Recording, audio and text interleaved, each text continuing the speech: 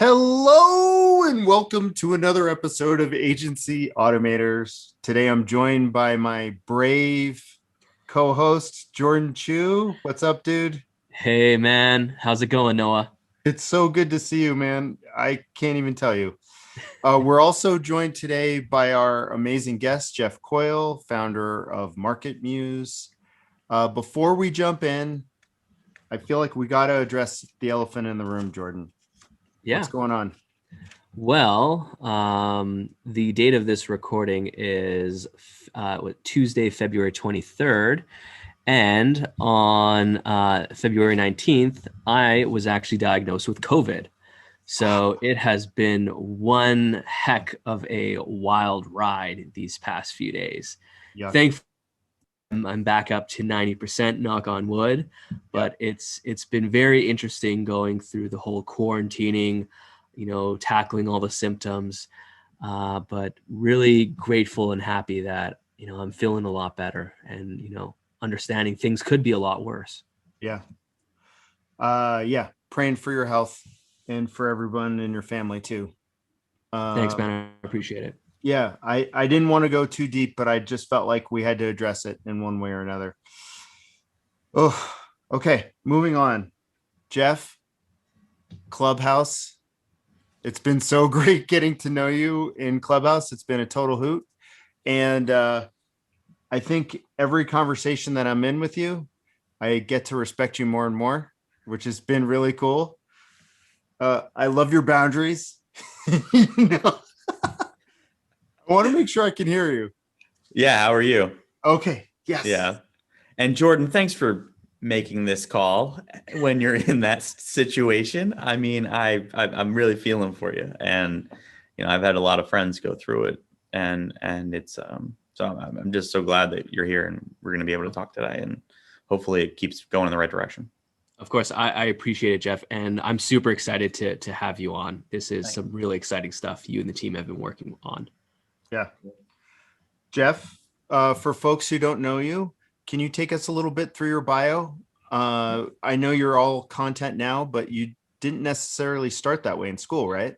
Yeah, so I went to school for computer science, and so I have a computer science background, and focus heavily on usability theory, and also like the earliest forms of search engine design. So like intranet search and enterprise search, and like really trying to get documents out of your intranet and doing stuff like that.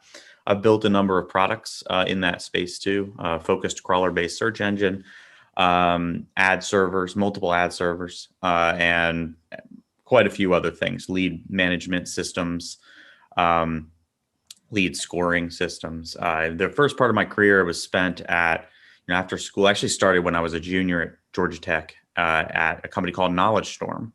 Oh, And Knowledge Storm was really the first company trying to sell large tech companies on the concept of content. So what we were doing was we were getting big companies, let's say like an IBM, to give us all their white papers and case studies.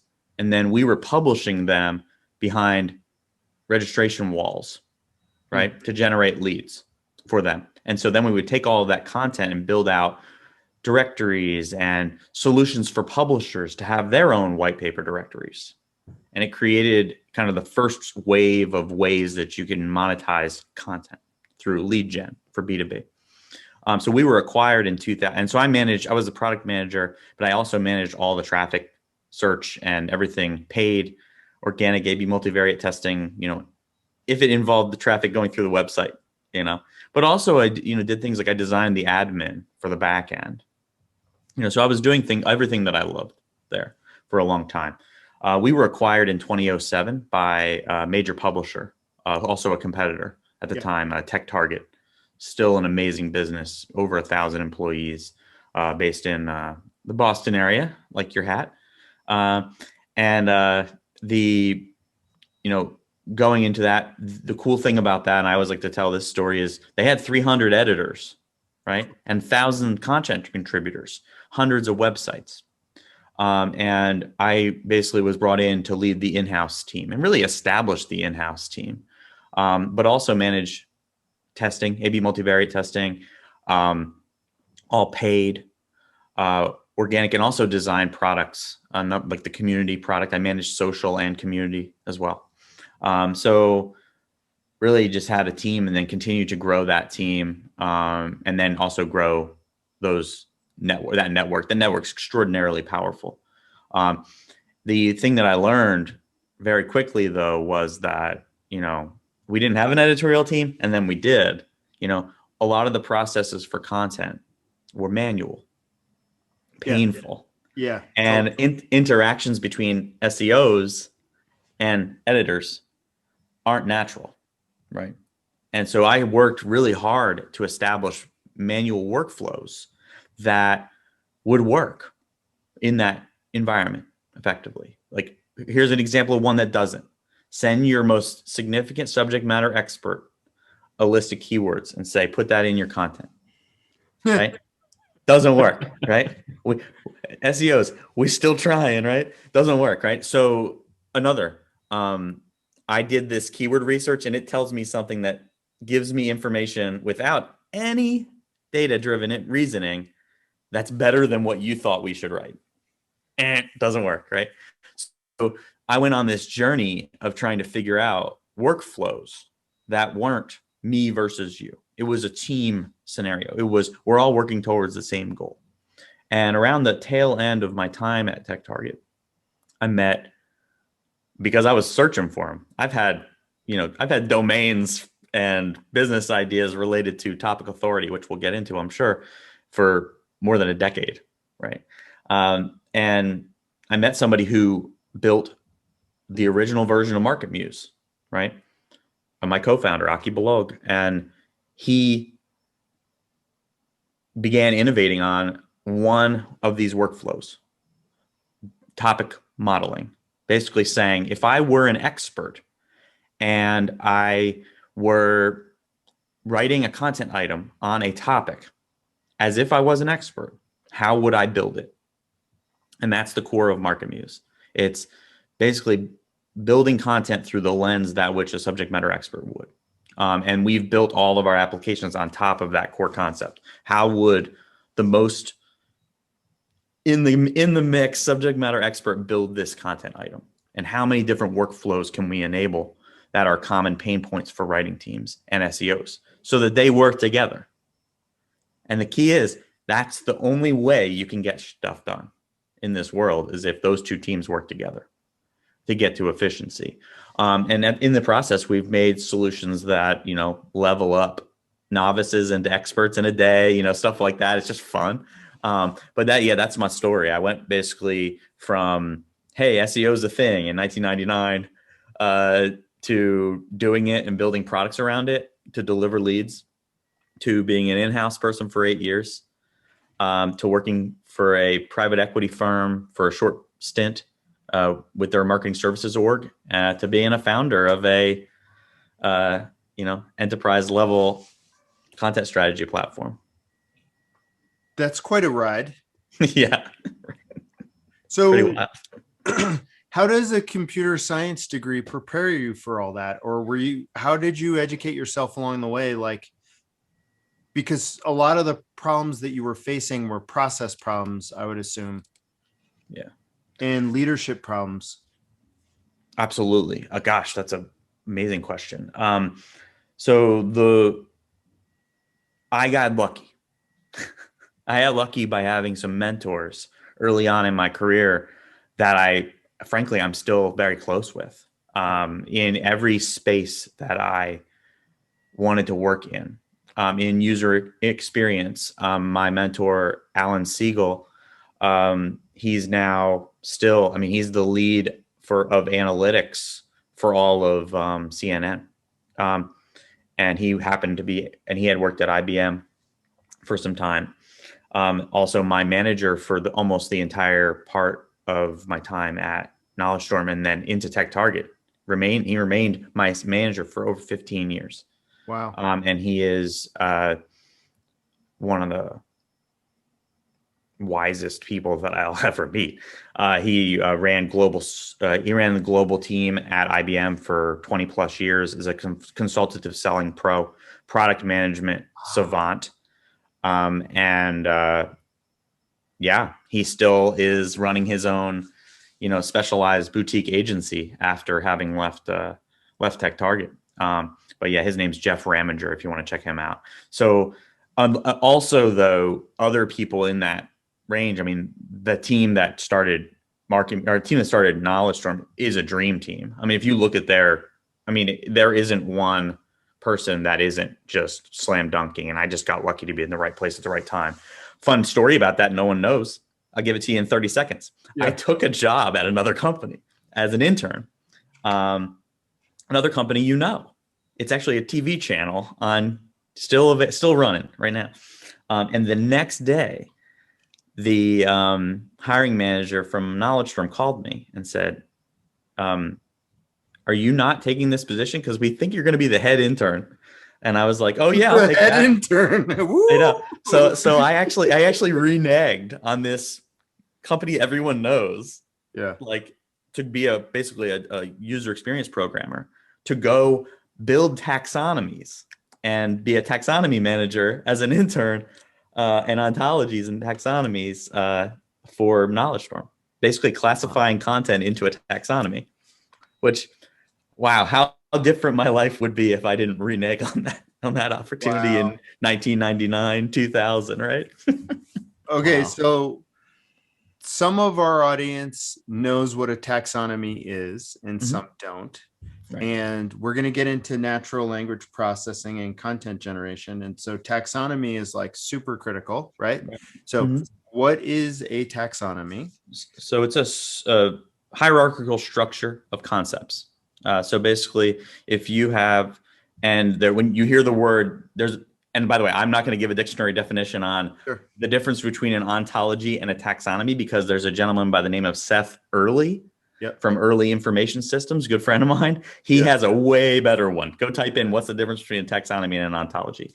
And if you want to learn more, but basically the easiest way to think about it is I want to structure something. I have high level categories, and then I've got underlying categories until I get to a node. And the node is the end of the tree. If you think about a tree, I might have, a high level concept, and I dive in. Let's talk about it in terms of SEO, right? I've got search. Short Jews, Noah. Right. There you go. There's taxonomy. I love it. and so basically and so it's really the basis of everything, right? There is, taxonomy is still present today, visible, powering common components of organic search and powering Google. I mean, there was manually converted taxonomies that drove the first knowledge graph in Google. So that you can actually still look up and see on the search results pages. And so, it's kind of interesting that was actually my first technical job, was classifying white papers into a taxonomy, as mundane as that seems, Wow. So did you know Andrea Volpini, like back in the day? Like, because it sounds like you were both tracking at the same time in the same kind of knowledge space. Yeah, we were contemporaries, but we were not in the same circles. My circles early on were heavily skewed towards Atlanta, the Atlanta area in Georgia, as well as Webmaster World, PubCon crew. So the early PubCon group. So people like Martini Buster, Roger Monti, we're still very close. Todd Malacote, Lawrence, who is Stunt Double, Lawrence Coburn, who is running Twine now and had a huge exit sale with Double Dutch, which was a Series E event technology company. That crew from the first PubCon, and second PubCon are again a motley crew of entrepreneurs, basically. So I don't think everybody knows about the first PubCon. It was in a pub, right? I wasn't at that one. I was at the first organized one. Yeah, I wasn't at that one. No. I wasn't at kind of like the forefront of it. The That was more like a, hey, let's go do this and let's go check it out. I was at the first one they organized into conferences. Yeah, same. And they were, this was some of them were relatively low budget. I think the second one was in an Orlando Days Inn off the side of a road.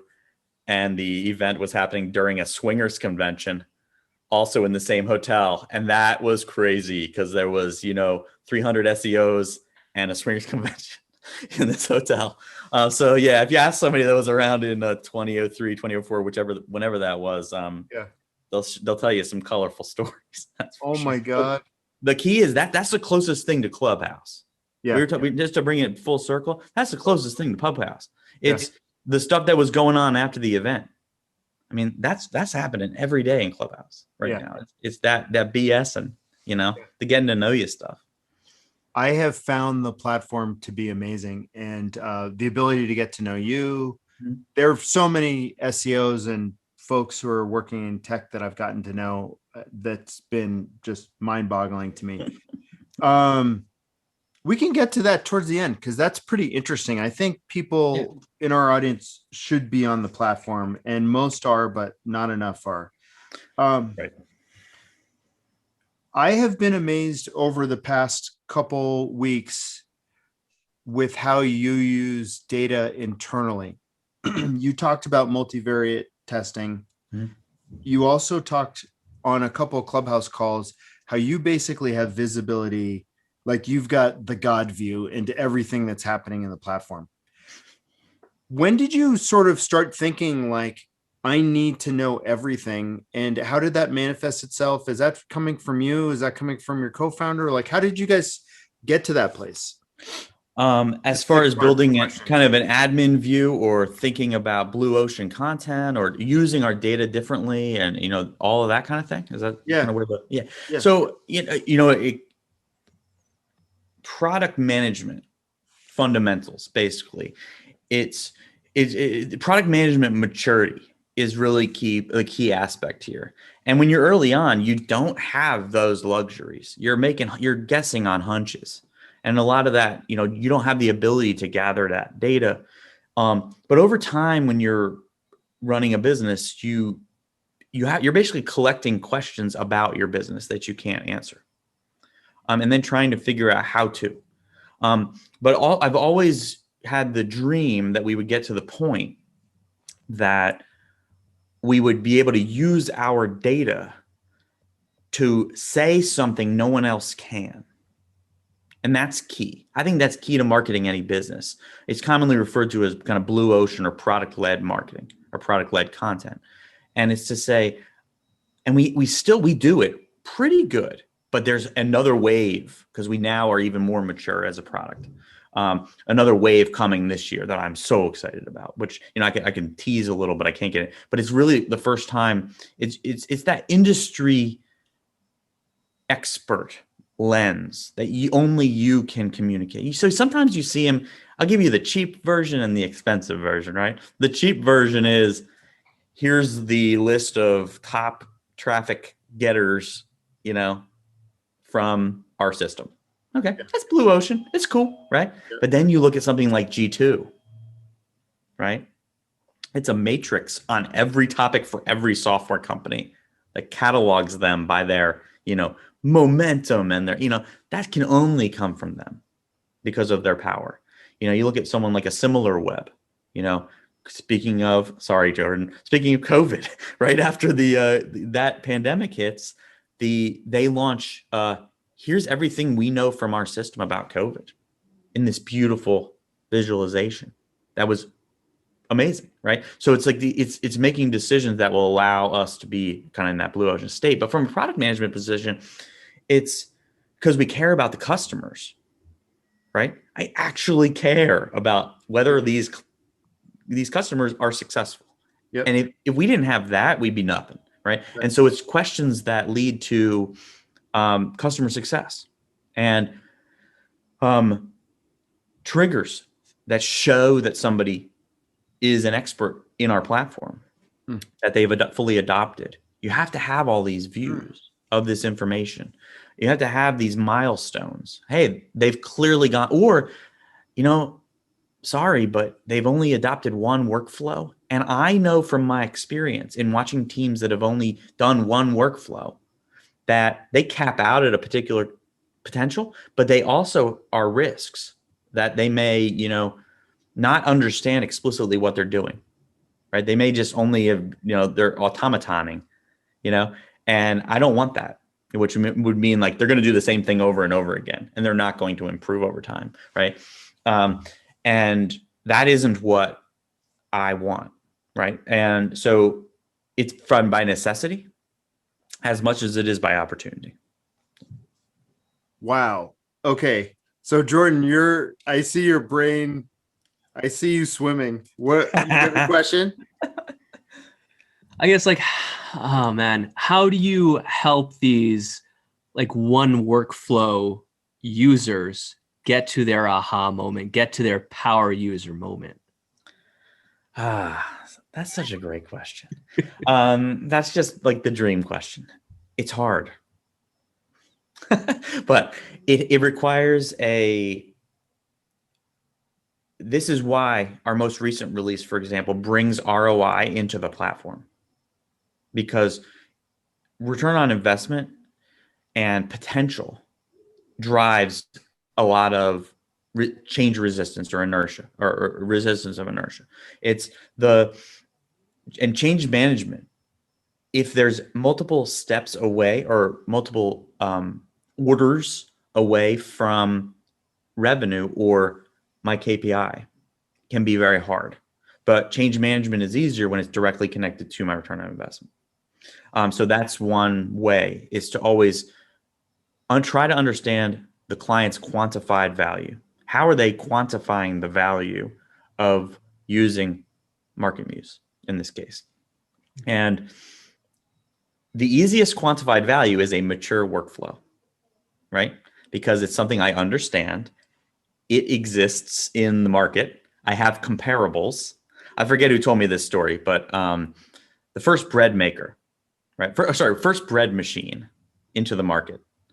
They sold it into the market, complete failure, lagging behind all expectations. They had multiple consultants come in. Why is nobody buying this? And the neuroscientist comes in and says, make a smaller bread maker. What? If they're not going to buy this one, why would they buy that one? Because they don't have anything to compare it to, right?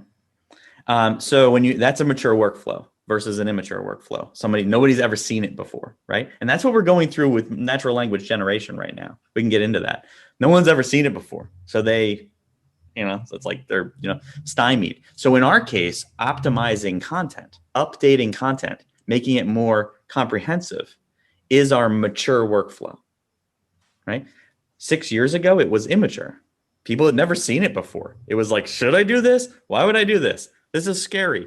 Can you optimize content? Is this a trick? Am I just peppering in keywords, right? Now, it's old hat. Now there's 40 of these companies of various levels of value, right? Right, totally. And that's a path from immaturity to maturity. So now we have 9 other workflows at various levels of maturity. The easiest path to get there is through being able to quantify ROI. I think that answers your question, Jordan. It does. Awesome. You like my bread maker analogy? I forget who told me that one. I got to remember. I don't forget. I think I know who it is, but I'll be really sad if I don't document that and give them the credit. So how do you keep finding blue oceans as it gets to be polluted with red ocean competitors? Build versus buy. That's been our solution. When you build and when you own and when you have the expertise, I like to say AI, not API, right? We've got a lot of people and they are not experts. They're the equivalent of users of something else. And they may have wonderful, great user experiences, but they don't have the ability to exhibit their expertise and be truly empathetic for somebody who's done it. And I think that's really our path, is to always be innovating, to think critically about. I mean, I'll tell you. This is the honest truth. We don't do it enough on the blue ocean for the marketing side. Yeah. And it's painful. I mean, we have so much data, and so many insights that we could communicate. It's just hard. It's hard to turn Play-Doh into an action figure. You know, it's just is. If you ever try it, mine look like something out of a Smush stop motion. It never really looks like the Incredible Hulk. But it's hard, and that's where the teams that do it well shine. And that's like, but it's a product management and marketing maturity element. And when you see it, it's so graceful and beautiful. And that's, I'd say I'm somewhere in the middle, but I have aspirations for this beautiful world where, our mission as a company, the mission statement is Market Muse sets the standard for content quality, right? That's our mission. And what that means also, you can flip it around and say, I want to rid the world of bad content. But I also want everyone in the world to know that content quality is an objective measure as much as it is a subjective measure. It can be objectively measured with artificial intelligence. Okay. And if the world knows that, I've been successful. Right now, 92 point. I'm making it up. You can create a statistic for anything. 5/8 of the world knows that, right? But no, 98% of the company, 98% of the world thinks that content quality is a subjective measure. So I've got a lot of work to do. Okay, so take us through what is quality content. Well, it can be a lot of different things. It depends. You like that? I thought it was objective. I don't say it was depends. objective. SEO diapers. Yeah. Best brand of SEO diapers, right? It depends, right? There's the answer to my. Well, there isn't. It's objective. I want objective. I want an objective definition. So the way that we've aimed to solution, that objectivity is other people are innovating against certain characteristics of content. They are looking at readability. They're looking at education level. They're looking at grammar and spelling. These are knowable, mature workflows. Where the innovation is happening in my world, it's comprehensiveness, expert and expert characteristics. And basically, if I were going to cover this topic comprehensively and I had subject matter expertise, how would I do it? And then I need to be able to evaluate that state against content and that state against your competitors' content. That's the fun workflow, right? I'm not looking at my competitors only to build that model. I look at everything I can find. I segregate expert content against non-expert content, and then I overlay. That's how it works. So how do you? I actually care. Yeah. Sorry to interject here, Jeff, but how do you do that at scale? How do you compare subject matter expert content with non-subject matter expert content? Through very flexible API-driven scale. So I am able to process massive quantities of text in microseconds and evaluate it against a brand new topic model every time you hit a button. Use my existing graph of information, but also append it over time and try to learn, continue to learn and train and learn. And so that becomes this like moving knowledge base that knows a lot of stuff. And every time someone interacts with it, or we process their site in what we call our content or our inventory platform, which evaluates your content and your pages and your topics. Every time you add to that pool, the system gets smarter and smarter and smarter and smarter.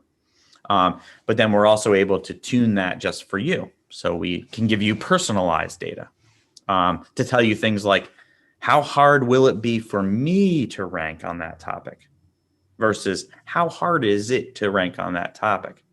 Which the answer to those questions and the difference in those two questions is that's the nuclear weapon that is Market Muse, is because I can answer that question and no one else can. Noah, it looks like you are itching for a question or two. Well, Sorry. always. But Jordan, I'm loving that you're jumping in. So there are so many things to jump into here. So, okay, very cool. There's objective quality. Mhm. I think one of the other things that's crazy special about what you're doing is you're building your own AI and you're building all your own tooling. Right. I'd love if you can take us down the journey of how you decided to do that versus using existing libraries and like that's like superpower shit right there. And I don't want secret sauce, but like that intellectual journey is pretty fascinating. Yeah. So And you can reframe the question too. I'll go short story, but a lot of the kudos goes to a great percentage of it goes to Aki, my co-founder.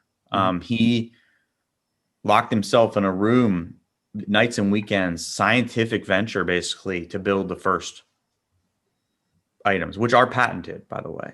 Our topic modeling, you can't steal it, right? And you can try. There's another story on another podcast, but the journey has been almost like it was like a flip, right?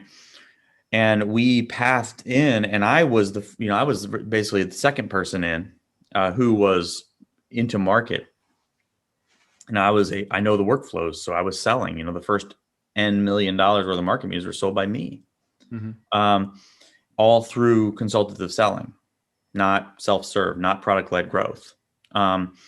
We, ebbed and flowed, and we found some really great technology innovators and visionaries to bring on board. And I'd say that when we pivoted, we were able to pivot me to product and Aki to running the business. Part of that was bringing in and kind of maturing the technology team. And that's when things really started to happen. But the reason why I'd say the moment we thought data independence has to be the goal was that we identified that if we did not own it, we'd be, first of all, less valuable as a company. We'd be replaceable. And it'd be too expensive. We'd be basically at the whim of service providers. And at the time, I think we calculated we were about 80-something% data independent. And now we're like 99.6% data independent. And that hill was hard to climb. And I mean, if you can get your only bills down to, maybe one data provider for backups when your systems fail, and just a AWS bill or equivalent, that's the dream, is backups, fallbacks or failovers plus server load. You're completely data independent.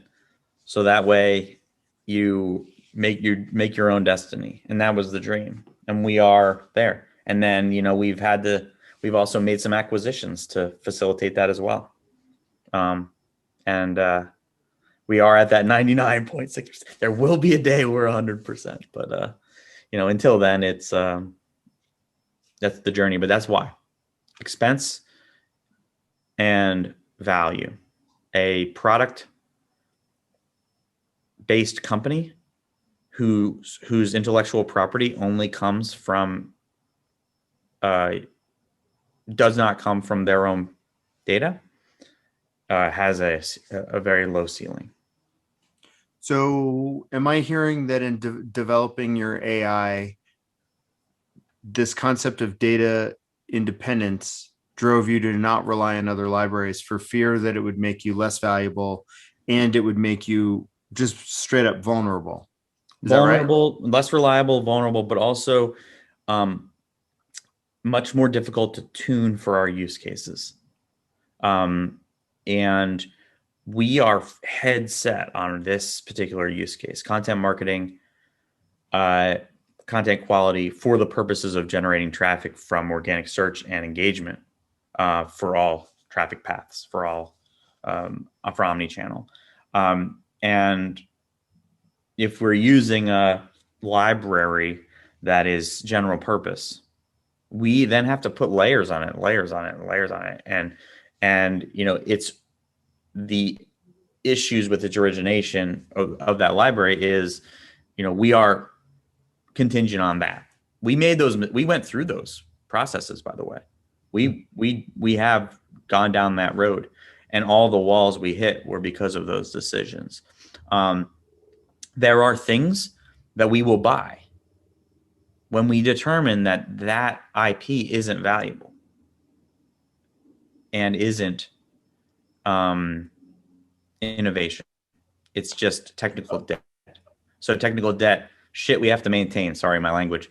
Stuff we got to maintain. Totally. Yeah. That isn't adding value for the business. Right. A great example of that is, I don't know if I'm supposed to say this, but a great example of that would be, let's say, I'm going to use a theoretical example. Let's It's all say good. You can say what you want. Yeah. We're good. Yeah. Let's say we designed our own buttons. There's plenty of buttons out there, but every time we designed our own button randomly, and so every time we do an update, we have to update this code we wrote to design this button. That's not valuable IP, but it's technical debt. So we try to decrease technical debt and focus on spending money on innovation. So, yeah. Got it. Cool.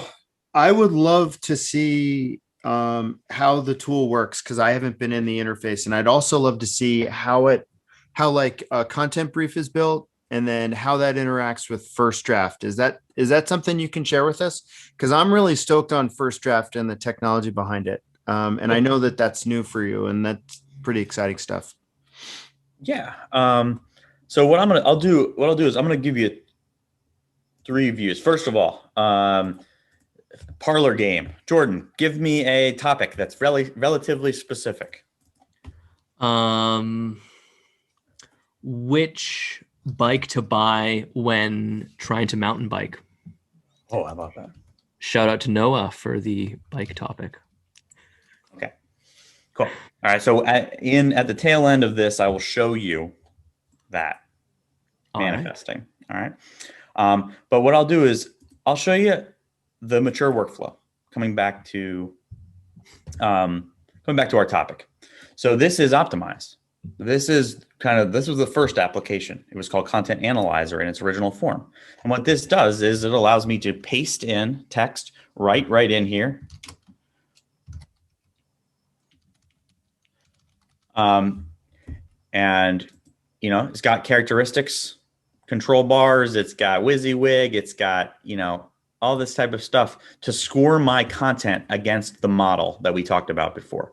So Market Muse has gone out and said, if I'm going to write an article about how to write a blog with AI, right, the concepts that an expert would naturally cover are manifested in order of relevance on this list. So we show you all the concepts that basically say, if you wrote an article about how to write a blog post with AI and you don't talk about content marketing, you're not an expert. So who wouldn't talk about content marketing? An SEO from 10 years ago. They would just write blog, AI blog, AI. They would not get into content marketing because they weren't subject matter experts. They wouldn't have the semantic context naturally resident in their brain. So we provide that, and we provide a relative distribution of that which an expert would have covered. Make sense? Sure. So I can also pull from a URL, not that one, and I can paste in. I also can get integration. Obviously, that I have Grammarly plugged in addition. So I have other things, like those other things that we're not building can be walked in here. So I get instant feedback when I'm writing that that's something that is in my model. Just updated. Now I get my recommendations. Market Muse goes out and says, hey, the average in the search result is 24. However, we think you need to cover this and score a 40, which is a manifestation of covering these topics well. Easy peasy. I then give myself a competitive view so I can put myself head to head with any of my target competitors. So this is how Mike Kaput, of all folks, I believe, wrote this article. Or it might have been me that wrote this article. I'm not sure. But basically, I can see how they did it. And I can see where there are absolute gaps. I can see where there's relative gaps. I didn't, he did. And I can walk through the model. So what does this tell me? It tells me areas where I'm differentiated. It tells me where they're differentiated. It tells me what are the meets minimum, what everyone has to do, or what, you know. So this is one of our applications. This isn't the inventory. This isn't the planning. This is the workflow everybody knows. We take this a step further.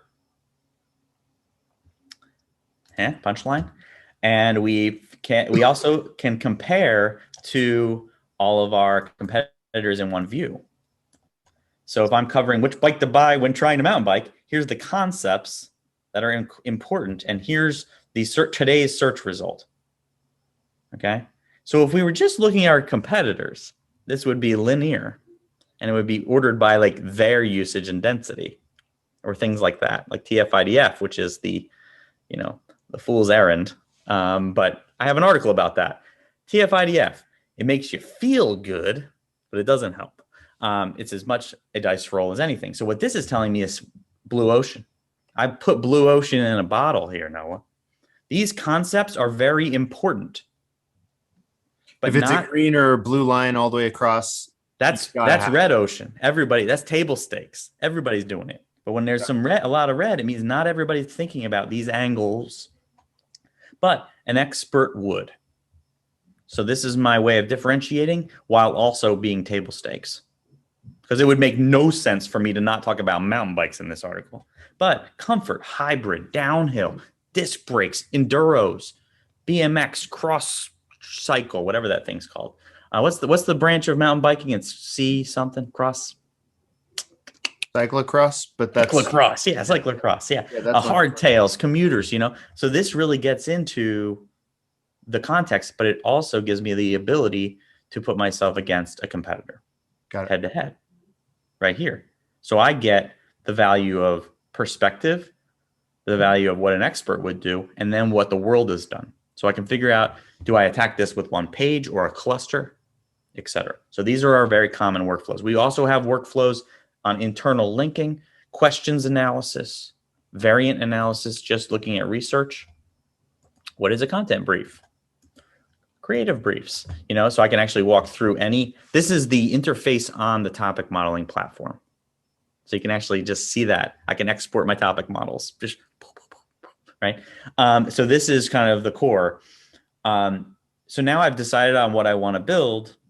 I'm not going to get into inventory in this walkthrough because I want to do this fast, but inventory has the things like personalized difficulty. You know, I'll bring in a example if I can. Hold on one second.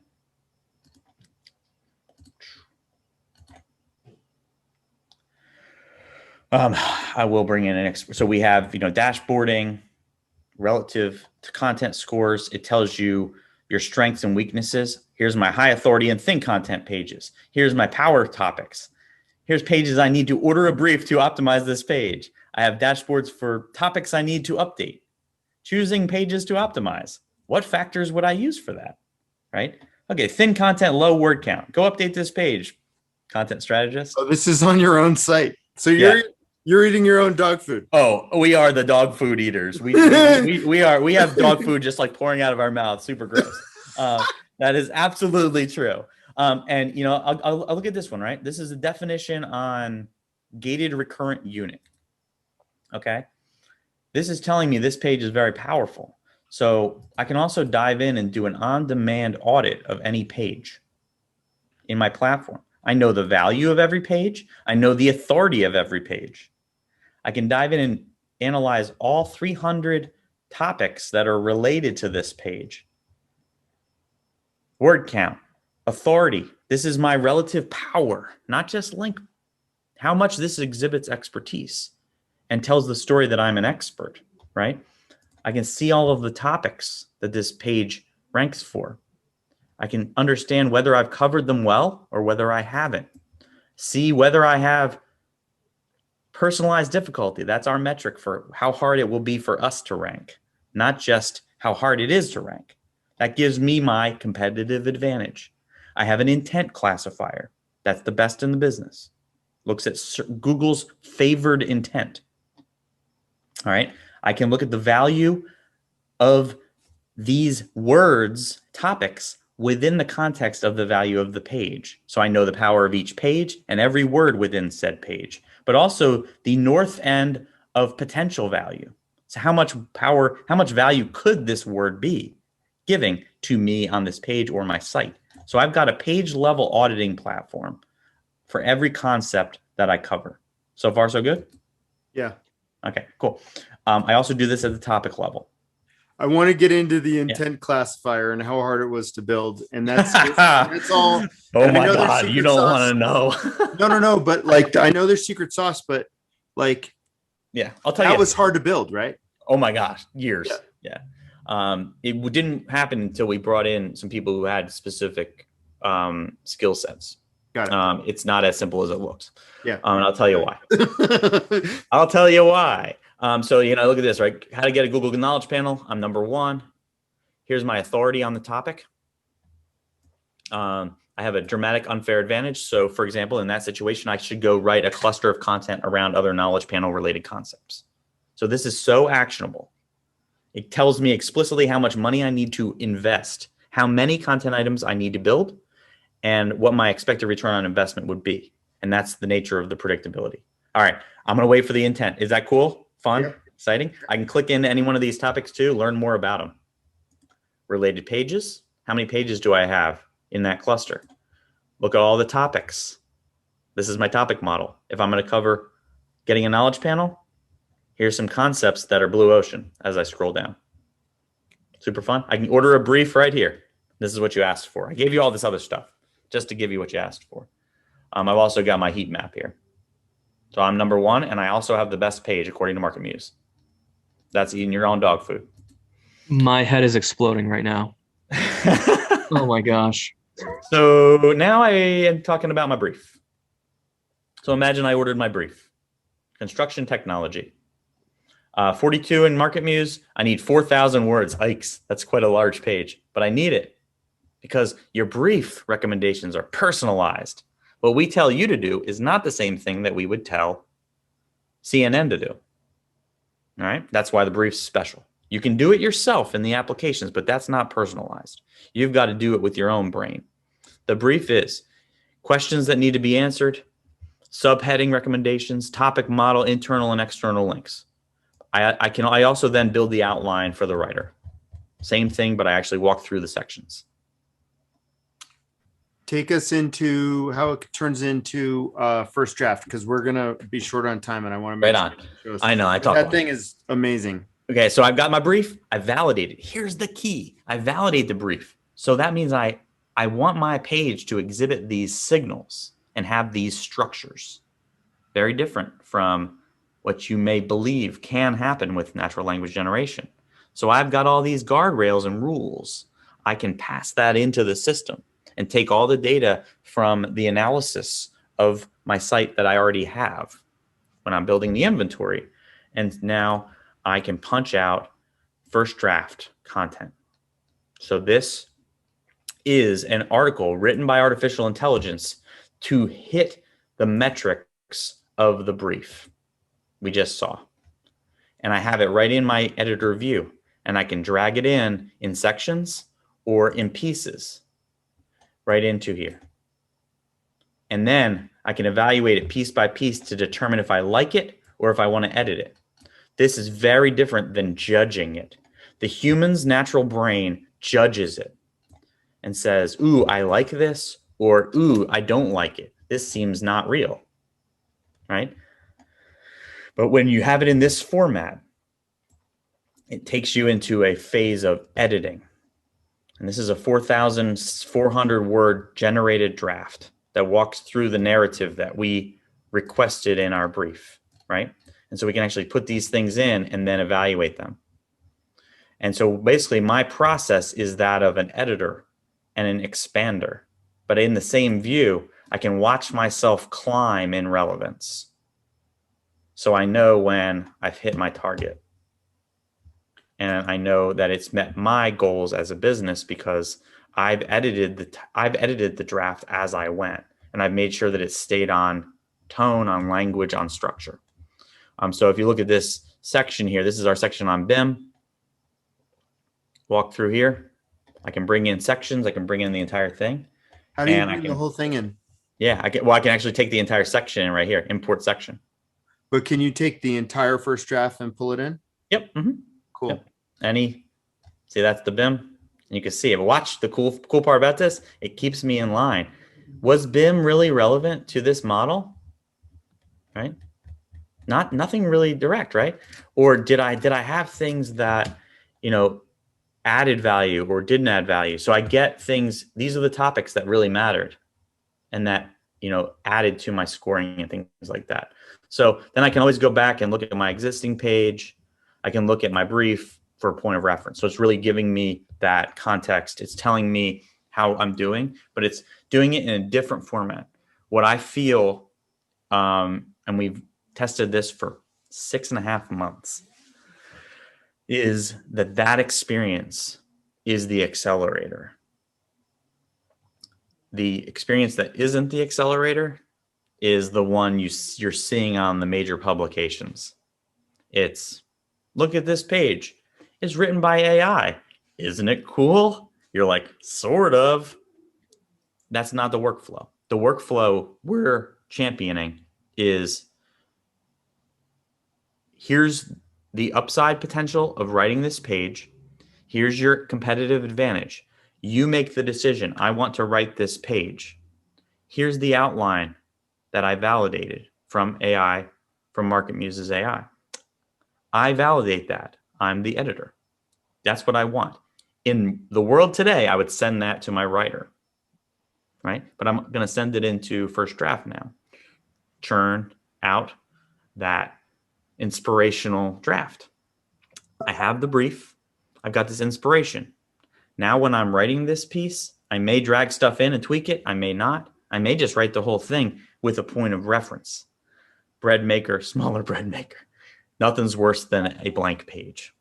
Now we've got two things that supplement that writer actually being successful. They've got a score they got to hit. They've got a comparable reference. So what's the chance that you have the brief and that draft and you write something that the editor-in-chief doesn't want? 2% now? Whereas that kickback cycle in most common content teams is 4 touches. I wrote my draft. I get edits. They rewrite. More edits, right? I'm trying to fight that kickback cycle because that's where the real cost of content is pain.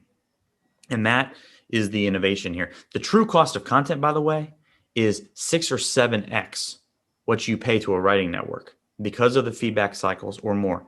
And then it's immeasurable multiplier for opportunity cost. If you actually publish something that isn't successful, the opportunity cost on that, 10x is the true cost of content. So if I publish 10 articles to get 1 that performs, if I could have published 6 out of 10 that perform, the cost of that actual content piece that I think is costing $200 is actually $2,000 to $5,000.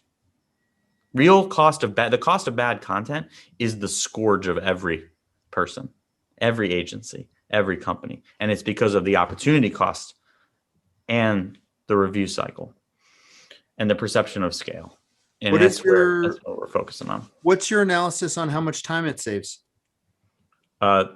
22 hours is the average total cost, if I remember, of all actions taken on a published 2,500 word content. It might be 12.5 hours. It could be 22.5 hours. I forget what the survey stated. And if I can knock that down to under 2, it's a big deal. So you're talking about 80 to 90% time savings? Yeah. But at the same time, 3 to 6x content efficiency gain. Yeah. Because I'm picking the right content to create and I'm writing it to spec. That's the key. The dream of Marketing Muse is, what should I write? What should I update? Because if you go update a page and it doesn't improve and you don't know why, that's pain. Because then you're not going to get as much budget next year. If you go write an article, it doesn't work. Not only is it the pain, you went through this effort and wrote this great article and got no traffic, but it makes it so that you can have a lower chance of justifying your content investment next year. That hurts everybody. The cost of bad content is just pain. The cost of unsuccessful content. But if you should always do a content efficiency check. How much content did you create? How much of it hit the expectations that you had set for it? That is the KPI for all businesses, right? It's not these top line numbers. It's, I wrote 500 articles and 20 of them get recurring value. That's it. All right. That number on average is about 10%. It's so sad. Jeff, but people will look you straight in the face and say $100 a page. Oh my God. Jeff, this was amazing.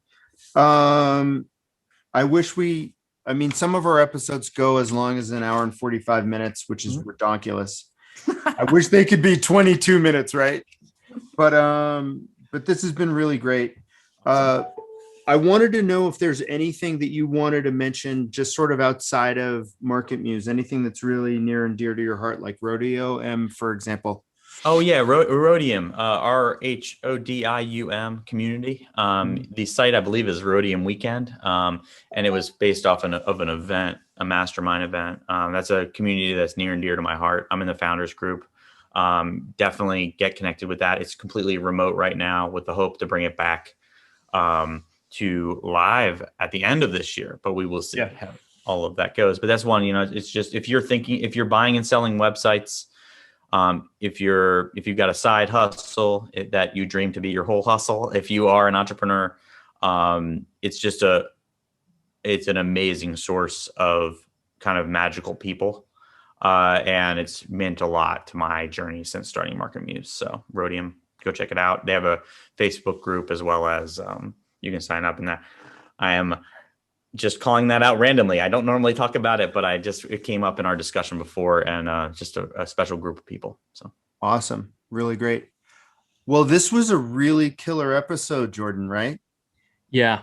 It, again, like almost every episode, I'm like, Jordan, what are you thinking? And he's like, we get so many amazing people on the show. I don't know if you've been able to check out any of the episodes, but it's like, we're so blessed. Okay. Everybody out in the audience, thank you so much for watching. Another episode of Agency Automators is in the can. Jeff, I'm going to be catching you on Clubhouse, I'm sure. You will catch me on Clubhouse. Like, I love the boundary comment earlier. Yeah. Some of my boundaries, I have 2 small children. I got a 4-year-old and a 2-year-old. Yeah. I got a lot going on. Typically, when I'm on Clubhouse, it's the true pop in, pop out. I've got 22 minutes. I'm on my car ride home. I'm choosing to jump on the call with you, jump on the Clubhouse with you instead of listening to a podcast or jamming out on some music. So, oh yeah, totally. And then I'm out. yeah, totally. Yeah, it's amazing. Awesome. Everybody have a great day. Jeff, thank you. Jordan, love you, man. Love you too, dude. Be well. You know what I'm saying? I'm thinking about you all the time. All right. Peace out, everybody. Thanks, Noah. Yep. Cheers. Bye.